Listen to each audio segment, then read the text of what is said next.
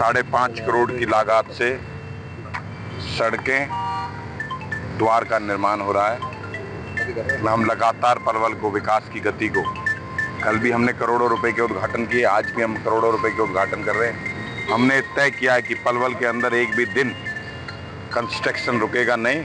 किसी न किसी रूप में कहीं रोड बनते हुए दिखाई देंगे, कहीं हॉस्पिटल्स, कहीं चौक चौराहे, कहीं खेल स्टेडियम।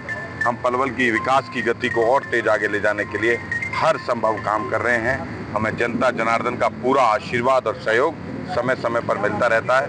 हमारे सभी साथी नगर परिषद के चेयरमैन समेत बहुत शिद्दत से काम कर रहे हैं। मैं उनको ढेर सारी शुभकामनाएं बधाई देता हूं। मंत्री जी, आपने कहा कि जब भगवान कार्य करता है कुछ राक्षस विघ्न डालते हैं, इसलिए जो आप मैंने ये बात सदियों से कही है। जब समय समय पर अच्छे काम करते हैं तो कुछ लोग आकर प्रयास करते हैं कि डिस्टर्ब हो सिस्टम।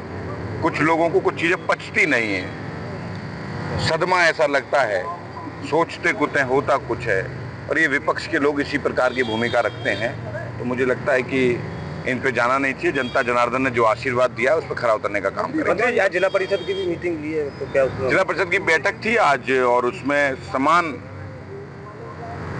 सबको पैसा डिस्ट्रीब्यूट हो, हर पार्षद को मिले, उसके लिए बैठक के सर्वसम्मति से पास हुआ है कि आने वाले समय पर हर जिला पार्षद को भी बराबर समान पैसा मिले और विकास के काम आगे बढ़े। मंत्री, सफाई का काम देख ले, पलवल में सफाई की भी जरूरत, लोग कह रहे हैं कि अभी जरूरत है सफाई। और नहीं, जरूरत तो स्वाभाविक रूप से समय समय पर रहती ही है और हम उसकी तरफ निगाह बनाए हुए हैं। हम अच्छा काम करने के लिए प्रतिबद्ध कर रहे हैं। मंत्री, भगवान परशुराम जो द्वार बन रहा है उस पर विपक्ष के लोग सवाल उठा रहे हैं, क्या कहोगे? भगवान परशुराम जी पर तो कोई सवाल नहीं उठाना चाहिए। अगर कोई है तो वो दुराचारी है।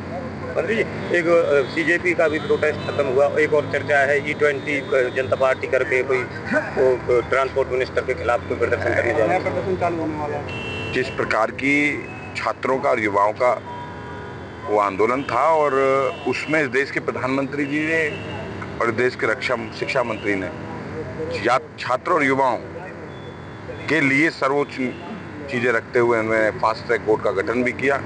माननीय शिक्षा मंत्री जी का इस्तीफा भी हुआ, और उस छात्र आंदोलन में कुछ राष्ट्रीय विरोधी ताकतें, उस इस्तीफे में लिखा भी है कि देश के लिए, क्योंकि कुछ राष्ट्रीय विरोधी ताकतें हमारे युवाओं का, हमारे भोले वाले छात्रों का इस्तेमाल करना चाहती थी देश में हिंसा भड़के।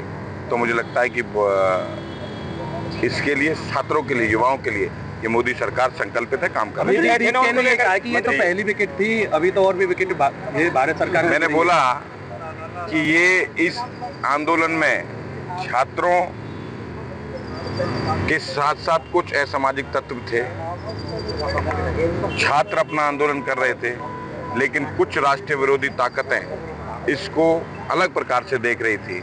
लेकिन ये मोदी सरकार है, देखते रहिए क्या होता है। एथेनॉल को लेकर के E20 जनता पार्टी करके आ रही है, वो प्रदर्शन की बात कर रही है। चलिए अब आगे देखते क्या होता है।